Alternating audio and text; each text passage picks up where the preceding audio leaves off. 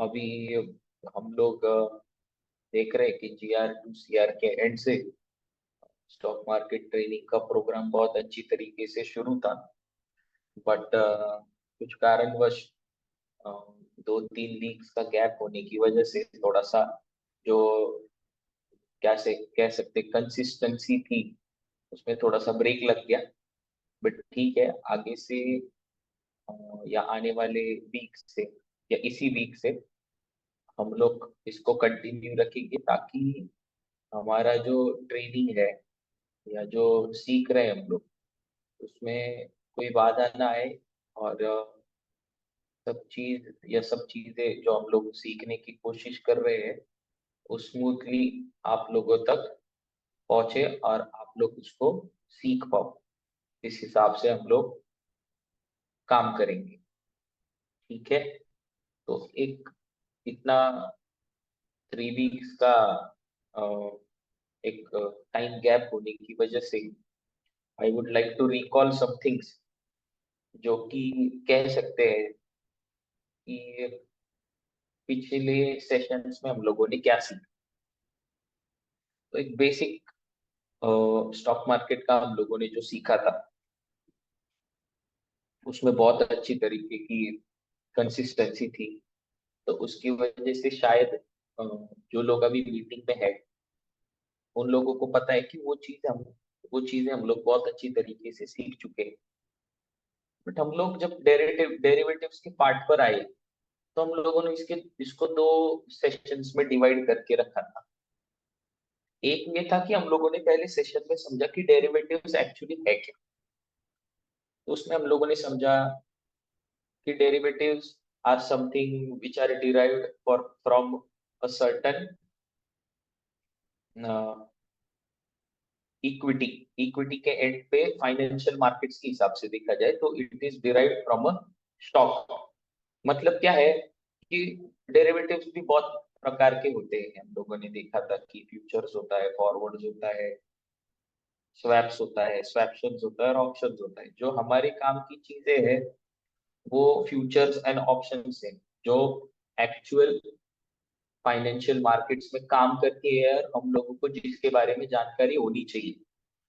दूसरी चीज ये है कि हम लोगों ने फॉरवर्ड कॉन्ट्रैक्ट को समझा। But forward contract is something जिसको हम कह सकते हैं कि हमारे किसी दोस्त के साथ, फैमिली मेंबर के साथ या किसी के साथ जो व्यवहार होता है उसमें कहीं ना कहीं तो हम लोग फॉरवर्ड कॉन्ट्रैक्ट के हिसाब से काम करते हैं। ठीक है, तो फॉरवर्ड कॉन्ट्रैक्ट यूजुअली क्या होता है कि it is a contract in which date, price, everything is predefined. हर एक चीज पहले से ही तय की हुई होती है। इसका एक नॉर्मल उदाहरण लेके चले तो हम लोगों ने वो फार्मर वाला एग्जांपल लिया था। फार्मर वाले एग्जांपल में क्या देखा था हम लोगों ने कि एक फार्मर है, वो गेहूं उगा रहा है। उसके पास एक ब्रेड मेकर जो ब्रेड बनाता है, उस कंपनी का मालिक या मैनेजर जो कोई भी है उसके पास चला जाता है। उसको बोलता है कि भाई मुझे इतना इतना गेहूं चाहिए और इसके लिए मैं आपको 30 रुपए प्रति किलो का भाव दे दूंगा। तो उन दोनों के बीच में थोड़ा सा डिस्कशन होने के बाद दे कम टू एन एग्रीमेंट कि हाँ भाई ठीक है, 30 रुपए किलो का भाव आपको 2 महीने बाद आपको, या 2 महीने तक आप मुझे जो गेहूं दे रहे हो या 2 महीने बाद आप मुझे वो दे रहे हो तो आपको 30 रुपए में ही देना पड़ेगा। इन दैट केस अगर उस गेहूं का भाव बढ़ गया बट दोनों के बीच में एक म्यूचुअल एग्रीमेंट हुआ है, उसकी वजह से जो बेचने वाला है उसका लॉस होता है और समझो उसका भाव घट गया। इट इज दोनों साइड के हम लोग कॉन्सिक्वेंसेस को सोच के बोल रहे हैं। अगर भाव बढ़ गया तो बेचने वाले का नुकसान होता है क्योंकि उसने एक प्राइस सेट करके रखा है, उसकी वजह से उसका प्राइस तो नहीं बढ़ेगा। दूसरा ये, अगर उसका प्राइस घट गया तो जो खरीदने वाला है उसका नुकसान होगा क्योंकि वो जाके मार्केट में उसको ज्यादा प्राइस, कम प्राइस पे भी खरीद सकता है। बट यहाँ पे क्या हुआ है कि वो नहीं खरीद पा रहा है क्योंकि उसका इसके साथ एक एग्रीमेंट हुआ है। बट फ्यूचर्स में क्या है, बहुत सी बार प्रॉब्लम्स क्या होते हैं कि इसमें क्रेडिट रिस्क होता है, सामने वाले के पास पैसे है भी या नहीं। इसकी हम लोगों को जानकारी नहीं थी। बहुत अच्छे जान पहचान का है, बहुत पहले से उसके साथ व्यवहार हो रहा है तो ठीक है। बट बहुत सी चीज at most of the times ये अ, मतलब कह सकते हैं कि फ्यूचर फॉरवर्ड कॉन्ट्रैक्ट्स में प्रॉब्लम्स क्या है।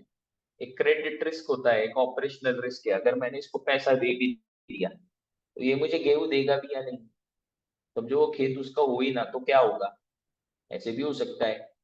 लिक्विडिटी रिस्क रहती है, समझो खरीद लिया कुछ हो गया, ये पैसा दे भी पाएगा या नहीं।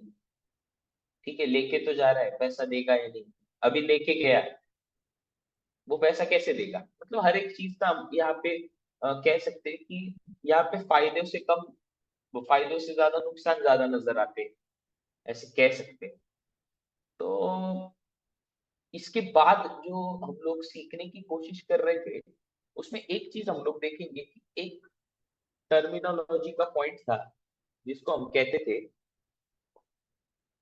यहाँ पे हम लोग देख रहे हैं कि लॉन्ग पोजीशन जो होती है उसको हम लोग बायर कहते हैं, शॉर्ट पोजीशन जो होती है उसको सेलर कहते हैं, बराबर। स्पॉट प्राइस वो प्राइस है जहां पर उस पर्टिकुलर स्टॉक का या उस पर्टिकुलर फ्यूचर का या फॉरवर्ड का या उस पर्टिकुलर कमोडिटी का या उस पर्टिकुलर प्रोडक्ट का अभी जो प्राइस चल रहा है उसको हम लोग स्पॉट प्राइस कहते हैं। डिलीवरी और फॉरवर्ड प्राइस क्या होता है कि हम लोगों ने अपनी जैसे समझो 30 रुपए का हिसाब लगा लिया था 1 किलो गेहूं का, तो डिलीवरी कितने टाइम बाद होने वाली थी, 2 महीने बाद। 2 महीने बाद हमारा फार्मर से लिया हुआ कमिटमेंट का रेट क्या था, 30 रुपए। तो डिलीवरी और forward price is something at which we have agreed to have a settlement over the trade. मतलब 30 रुपए पे हम लोग उसको खरीदेंगे। तो जब वो गेहूं देगा तो उस टाइम पे उस पर्टिकुलर कमोडिटी का जो भाव रहता है उसको हम लोग डिलीवरी प्राइस और फॉरवर्ड प्राइस कहते हैं, जो पहले से ही सेट किया हुआ होता है। अभी हम लोग है ना, मैं आपको बहुत लॉजिकली कुछ चीजें समझाने की कोशिश करूंगा। लॉजिकली इन व्हाट सेंस कि फ्यूचर्स जो होता है वो एक्चुअली क्या है। अभी फॉरवर्ड्स तो हम लोगों ने समझ लिया, ठीक है। तो फॉरवर्ड्स में एक चीज ये है कि ये कह सकते हैं कि म्यूचुअल अंडरस्टैंडिंग के हिसाब से होता है, या बहुत सारी चीजें ऐसी है कि यहाँ पे कोई ऐसे स्टैंडर्डाइज्ड एग्रीमेंट नहीं है कि भाई ये होगा नहीं, ये नहीं होगा, ये करना पड़ेगा। यहाँ पे सब वर्ड ऑफ माउथ और ट्रस्ट पे है। हर एक चीज जो चलेगी वो ट्रस्ट पे चलेगी, ठीक है। तो अभी हम लोग सिर्फ इसको ध्यान में रखना है कि लॉन्ग पोजीशन को लॉन्ग पोजीशन क्यों बोलते हैं और शॉर्ट पोजीशन को शॉर्ट पोजीशन क्यों कहते हैं। मैं आपको आने वाले सेशन में इसका एक्चुअल रीजन बताऊंगा कि इसको ये टर्मिनोलॉजी क्यों यूज किया हुआ है बायर और सेलर के लिए इन particular derivatives market that is for futures and options. अभी हम लोग सीख रहे हैं फ्यूचर्स, तो सिर्फ फ्यूचर्स के हिसाब से ही इसके आगे वाले सेशन में बात करेंगे, ठीक है। तो एक्चुअली फ्यूचर्स है क्या। अभी हम लोगों ने जो फॉरवर्ड्स कॉन्ट्रैक्ट समझा था उसका एक स्टैंडर्डाइज्ड वर्जन जो है उसको हम लोग फ्यूचर्स कॉन्ट्रैक्ट कहते हैं।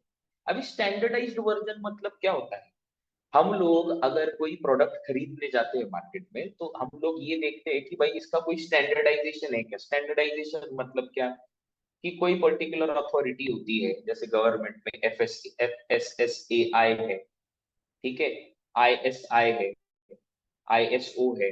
ये क्या है, ये आपके पर्टिकुलर प्रोडक्ट को एक सर्टिफिकेशन देती है कि आपका प्रोडक्ट अच्छा है। तो फ्यूचर स्टैंडर्डाइज कॉन्ट्रैक्ट मतलब क्या है कि यहाँ पे हर हर एक तरीके से हर एक चीज को बहुत स्टैंडर्ड तरीके से या बहुत अच्छी तरीके से आपके सामने प्रेजेंट किया हुआ है। प्रेजेंट इन व्हाट सेंस, अभी फ्यूचर्स में ट्रेडिंग होता है। ट्रेडिंग होता है मतलब क्या होता है कि स्टॉक्स की खरीदी बिकवाली होती होगी, ये समझ के चलते हैं, ठीक है। अभी हम लोगों ने जैसे फॉरवर्ड्स में समझा था कि दो चीजें बहुत महत्वपूर्ण है यहाँ पे। एक तो है आप किस चीज की डिलीवरी ले रहे हो, मतलब आपका प्रोडक्ट या आपका स्टॉक।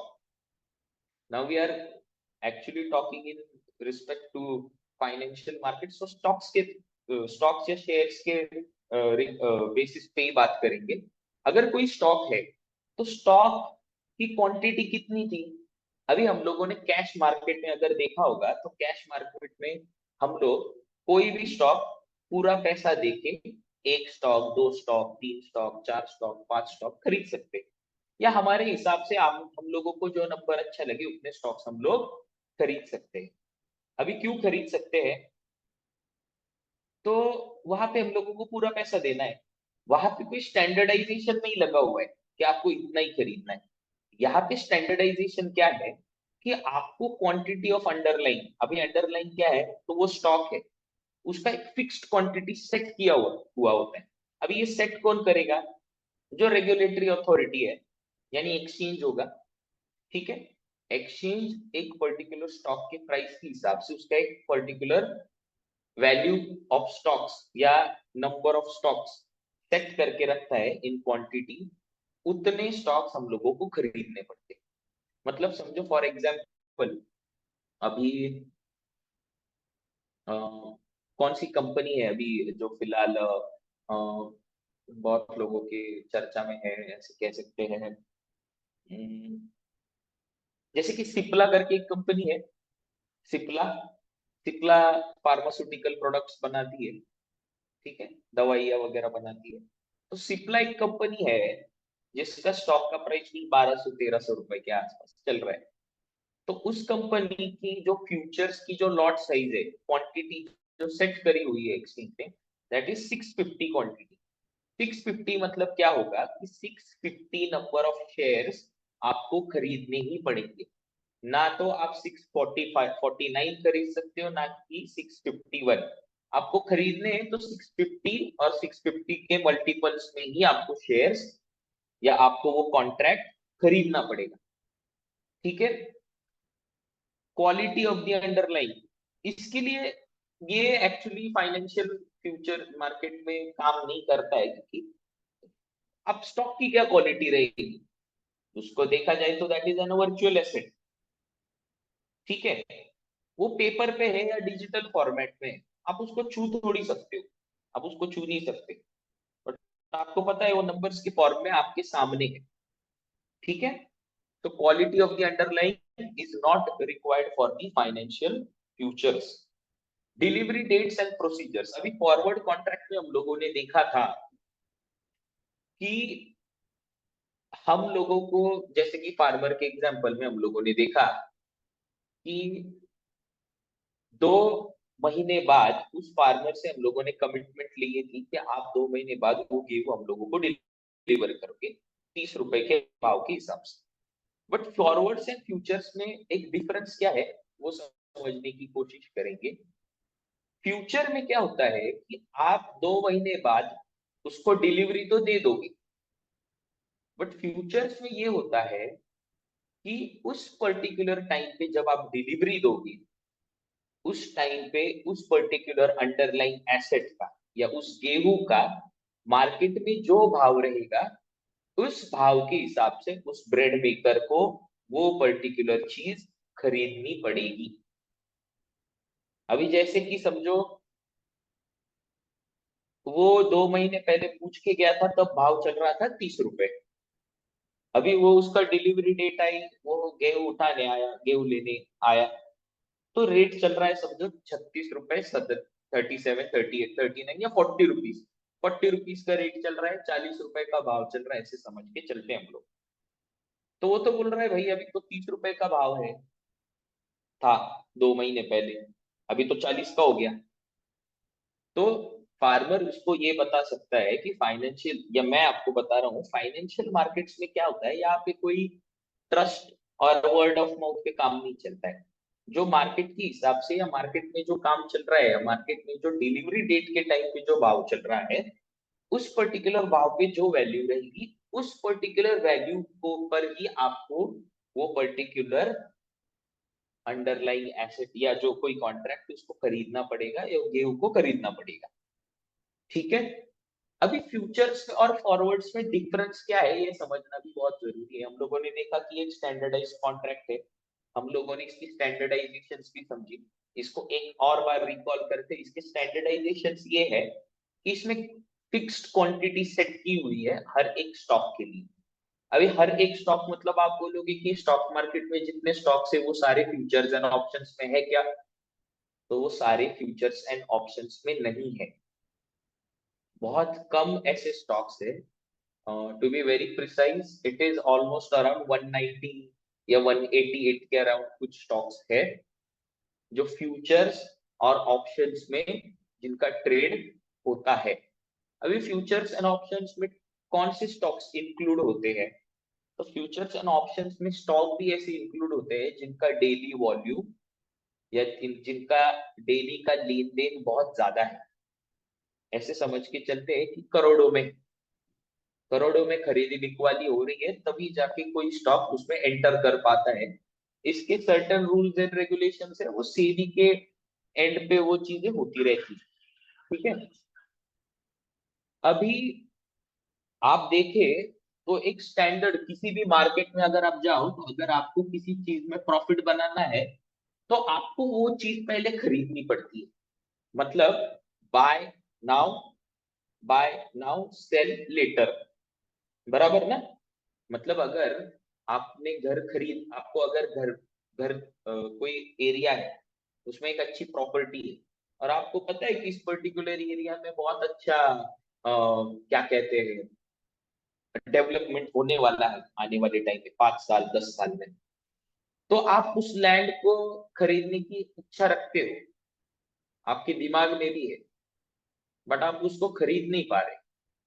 बट अगर आपने उसको खरीद लिया तभी आप रियली पैसा बना पाओगे। बट आप सिर्फ सोच रहे हो और 10 साल बाद उस लैंड का भाव 10 लाख रुपए से 50 लाख रुपए हो गया, बट आप तो सोच ही रहे थे, आपने तो उसमें कुछ एग्जीक्यूशन किया नहीं, बराबर है? तो इसमें क्या होता है कि एक जनरल टेंडेंसी हर एक मार्केट में या हर एक ट्रेड में क्या होती है कि अगर आप पहले उस चीज को खरीदो और उसका प्राइस अगर बढ़े तो उस पर्टिकुलर चीज की वैल्यू बढ़ने के बाद ही आपको प्रॉफिट होगा, बराबर? उससे पहले आपको वो चीज खरीदनी पड़ेगी, खरीद के उसको बैठना पड़ेगा, तभी आपको जाके उसका पैसा मिलेगा अगर उसका प्राइस बढ़े तो। बट फ्यूचर्स या फाइनेंशियल मार्केट्स में जो फ्यूचर्स का जो काम है या जो वर्किंग है, उसमें ये है कि हम लोग देखते हैं कि कैश मार्केट में जो फ्लो होता है शेयर्स का, that is of the actual shares. But हम लोगों ने यहाँ पे स्टैंडर्डाइजेशन में एक चीज ये देखी कि यहाँ पे क्वांटिटी ऑफ द अंडरलाइन है, ठीक है? तो क्वांटिटी ऑफ द अंडरलाइन है, डिलीवरी डेट है, ये सारी चीजें हम लोगों ने देखी समझी। तो इस चीज को पढ़ने के बाद हम लोग ये कहेंगे, मतलब इस चीज को समझने के बाद, कि फ्यूचर्स एक्चुअली कॉन्ट्रैक्ट होता है। हम इसको बीच में, जैसे कि समझो आपने किसी चीज को 30 रुपए में खरीद लिया और आप सोच रहे हो कि मैं इसको 32 रुपए में ही बेच दूं। अभी आपके पास टाइम फ्रेम है 1 महीने का, बट आपने दूसरे ही दिन उसका भाव 32 रुपए हो गया तो आप उसको बेच दोगे, बराबर? तो फ्यूचर्स में क्या है कि आप इसको खरीद के कभी भी बेच सकते हो। You don't have to wait for a month, 1 महीने के लिए आपको रुकना नहीं, क्योंकि इट इज अ कॉन्ट्रैक्ट। यहाँ पे एक्चुअल फिजिकल शेयर्स का लेन देन नहीं होता है, एक्चुअल फिजिकल शेयर्स का लेन देन नहीं होता है। इसलिए फ्यूचर्स में जब हम लोग किसी चीज में एंटर करते हैं तो उसको हम लोग लॉन्ग पोजीशन कहते हैं, ठीक है? और फ्यूचर्स में और एक प्रोविजन है कि you can sell now buy later. अभी आप बोलोगे ये क्या चीज है भाई, बराबर है? क्योंकि एक स्टैंडर्ड ट्रेड प्रैक्टिस क्या है या एक ट्रेडिशनल ट्रेड प्रैक्टिस क्या है कि हम लोगों को किसी चीज से प्रॉफिट बनाना है तो पहले उस चीज को खरीद लो, फिर उसका भाव बढ़ने के बाद या उसका प्राइस एप्रिसिएशन होने के बाद उसको बेच दो। बट यहाँ पर आप एक्चुअली उस चीज को खरीद ही नहीं रहे हो, आप जस्ट उसके एग्रीमेंट के हिसाब से खेल रहे हो। It is a standardised agreement, तो एग्रीमेंट के हिसाब से आप उसको बेच भी सकते हो।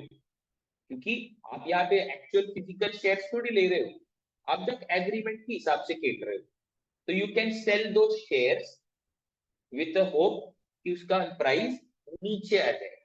नीचे आ जाने के बाद अगर आपने उस शेयर को 600 रुपए पे बेच दिया, बराबर, और समझो उसका भाव 580, 575, 570 हो गया, तो आप 570 पे खरीद के वो शेयर्स आप दे सकते हो बाद में, या वो कॉन्ट्रैक्ट एंड कर सकते हो वो ट्रेड स्क्वेयर ऑफ करने के बाद। तो फ्यूचर या फाइनेंशियल मार्केट्स में ये एक चीज बहुत ये कह सकते हैं कि अ, बहुत यूनिक चीज है, जहाँ पे शॉर्ट सेलिंग नाम की एक चीज होती है। शॉर्ट सेलिंग नहीं कह सकते, बट एक फ्यूचर में आप शॉर्ट कर सकते हो। शॉर्ट क्यों कर सकते हो? क्योंकि आप एक एग्रीमेंट के बेसिस पे ट्रेड कर रहे हो।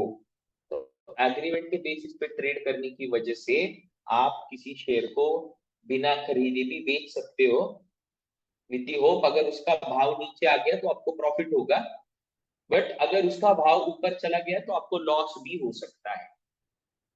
सो इन एक्चुअल मार्केट जो का कहते हैं, उसको हम लोग ये कह सकते हैं कि you can buy now sell later. But futures या फाइनेंशियल मार्केट्स में और एक पॉसिबिलिटी है, that is you can sell now and buy later. So this is something a unique feature. This is something that is a unique feature of the futures market. I hope आप सब लोगों को ये चीज समझ में आ रही है। तो अब लोग ये समझेंगे, अभी ये जो एग्जांपल है, ये एग्जांपल मैं आपको ये वाला एग्जांपल नहीं दूंगा, मैं आपको किसी और तरीके का एग्जांपल देने की कोशिश करूंगा जिसको आप डायरेक्टली कोरिलेट कर सकते हो। ठीक है? अभी फ्यूचर्स कॉन्ट्रैक्ट किस चीज के होते हैं? तो फ्यूचर्स कॉन्ट्रैक्ट होते हैं स्टॉक फ्यूचर्स होते हैं। अभी मैंने आपको बताया कि स्टॉक फ्यूचर्स कौन से किस चीज के होते हैं?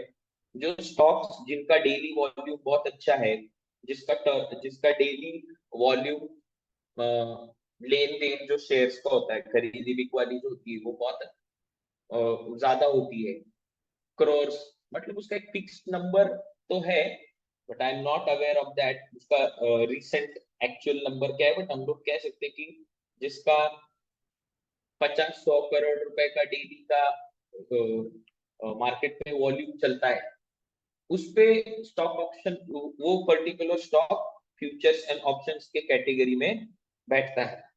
ठीक है? अगर कोई स्टॉक उसको फुल उस पर्टिकुलर रिक्वायरमेंट को फुलफिल ना करे, तो वो स्टॉक फ्यूचर्स एंड ऑप्शंस के सेगमेंट से बाहर भी निकल जाता है।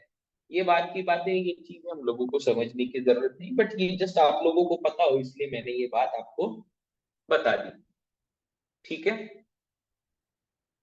कमोडिटी फ्यूचर्स होते हैं। अभी commodity futures is something that is, जैसे कि आप देखो, तो हम में से बहुत से नहीं, हर एक आदमी कभी ना कभी तो गोल्ड या ज्वेलरी शॉप में गया है। सही बात है। तो हम लोगों ने देखा होगा कि उसका प्राइस हर 1 घंटे बाद चेंज होता रहता है। अभी वो चेंज क्यों होता है? आप बोलोगे, जैसे कि फॉरवर्ड कॉन्ट्रैक्ट का मैंने एग्जांपल दिया था आपको, कि फॉरवर्ड कॉन्ट्रैक्ट की एग्जांपल में चीज क्या थी, कि मैंने आपको बोला कि नहीं भाई आज 60,000 रुपए भाव चलेगा, बट ऐसा तो नहीं चलता है। गोल्ड का जो खरीदी बिकवाली है वो थोड़ी पुणे में, मुंबई में या दिल्ली या सिर्फ इंडिया तक थोड़ी सीमित है। वो तो एक वर्ल्ड वाइड कमोडिटी है, उसमें तो हर कोई लेन देन करता है। तो लेन देन की वजह से उसका भाव कैसे चलता है? तो वो तो फ्लक्चुएट होता रहेगा, ऊपर नीचे होता रहेगा। तो ऊपर नीचे होने की वजह से आप देखो, कोई भी गोल्ड शॉपिंग में आप अगर जाओ, जैसे कि ज्वेलर्स के पास पीएनजी है या बड़े बड़े जो ज्वेलर्स है, अगर आप जाके उनको पूछो तो आपको बताएंगे कि हर 1 घंटे बाद हमारा गोल्ड का जो प्राइस होता है वो अपडेट होता है। वो क्यों अपडेट होता है? वो अपडेट इसलिए होता है ताकि खरीदी बिकवाली में जो रेट अभी चल रहा है उसी रेट से उसमें खरीदी बिकवाली हो, क्योंकि this is a global commodity. उसकी वजह से उसका जो लेन देन है वो उस हिसाब से चलता है। अभी इंडेक्स फ्यूचर्स ट्रेडिंग है।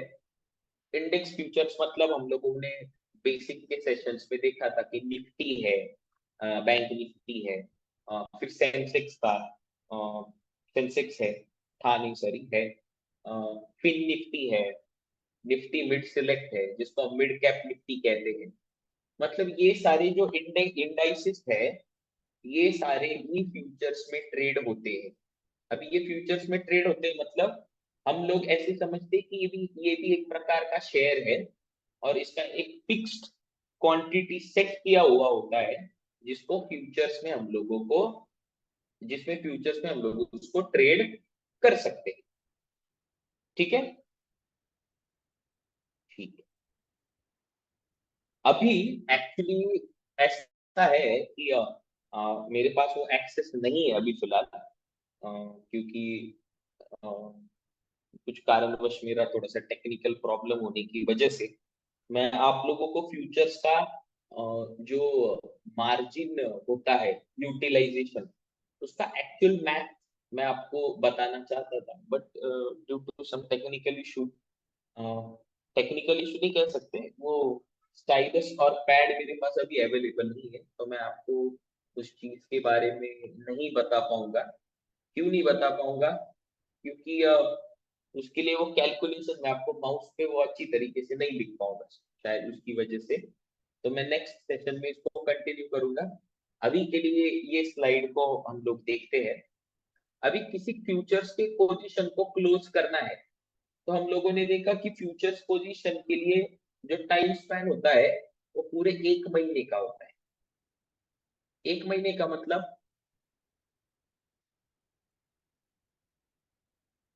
फ्यूचर्स जो एक्सपायर होता है ये कॉन्ट्रैक्ट, हम लोगों ने देखा that that it and it is a contract. उस कॉन्ट्रैक्ट या एग्रीमेंट के हिसाब से हम लोग काम करते हैं। We don't buy the actual stock. तो हम लोग उसको कभी भी बंद कर सकते हैं। तो मोस्टली फ्यूचर्स कॉन्ट्रैक्ट लोग कब बंद करते हैं? वो डायरेक्ट फ्यूचर मतलब एक्सपायरी डेट जो लास्ट थर्सडे होता है हर महीने का तब वो एक्सपायर होता है। बट हम लोग कह सकते हैं कि मोस्ट ऑफ दी जो कॉन्ट्रैक्ट्स होते हैं वो एक्सपायरी तक कोई नहीं पकड़ के चलता है। उसको यूजुअली लोग पहले ही बुक कर लेते हैं। एक तो उनका बहुत ज्यादा उनको एक अच्छा प्रॉफिट हुआ होगा इसलिए बंद कर देते हैं। एक तो ये चीज भी हो सकती है उनका लॉस हुआ होगा, या तो एक चीज ये भी हो सकती है उनका मार्जिन कॉल लग गया हो गया, मतलब मार्जिन शॉर्टफॉल हो गया होगा, यानी उनके अकाउंट में उतने पैसे नहीं होंगे ताकि वो वो पर्टिकुलर पोजीशन को होल्ड कर पाए। तो यही जो पॉइंट है वो होल्ड क्यों नहीं कर पाते उसके लिए एक कैलकुलेशन होता है। वो कैलकुलेशन नेक्स्ट सेशन में मैं आपको जरूर बताऊंगा। अभी आप देखिए नेक्स्ट वाला पॉइंट ये है कि अगर कोई पर्टिकुलर कॉन्ट्रैक्ट को एक्सपायरी तक लेके जाने की इच्छा रखता है तो उसका जो नंबर है दैट इज ओनली 2 to 3%। मतलब 98 97 98% लोग एक्सपायरी होने से पहले ही इससे बाहर निकल जाते हैं। बराबर, क्योंकि बहुत से स्टॉक्स ऐसे होते हैं जिनमें एक अच्छा मोमेंटम आने के बाद आप अगर इसको कैश मार्केट से कंपेयर करो, नाउ फिर से वही चीज आ गई कि उसका कैलकुलेशन आ गया, बीच में आ गया। लोग फ्यूचर्स में ट्रेड करना क्यों प्रेफर करते हैं मैं आपको उस कैलकुलेशन के एंड से वो बताना चाहता था, but I am so sorry कि वो आज नहीं हो पाएगा। ठीक है, by closing a futures contract before N expiry. अब ये net difference between the traders ये कैसे होता है? अभी यहाँ पे कोई फिजिकल डिलीवरी नहीं हो रही क्योंकि we are working on a contract. आप किसी पर्टिकुलर शेयर की लेन देन तो नहीं कर रहे, आप उस पर्टिकुलर डेट के पहले ही उसको वो चीज रिटर्न कर रहे हैं या उसको क्लोज कर रहे हैं, तो आपको उस चीज की डिलीवरी उठाने का कोई हक है ही नहीं। उसकी डिलीवरी कौन उठाएगा? जो एक्सपायरी तक उस पर्टिकुलर चीज को होल्ड करके रख रहा है, क्योंकि उसकी इच्छा है कि उस पर्टिकुलर शेयर्स को वो खरीद ले।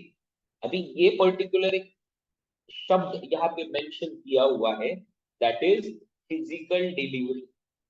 इस पर्टिकुलर शब्द के लिए मैं आपको पूरा एक सेशन दूंगा, क्योंकि ये ऐसा पॉइंट है इसकी वजह से बहुत से लोग इस पर्टिकुलर चीज की जानकारी न होने की वजह से अपना बहुत पैसा गवा चुके हैं मार्केट में। ठीक है, तो प्लीज कीप इन माइंड कि हम लोगों को फिजिकल डिलीवरी नाम का कोई शब्द है, and that is very important, और हम लोगों को उसको समझना है।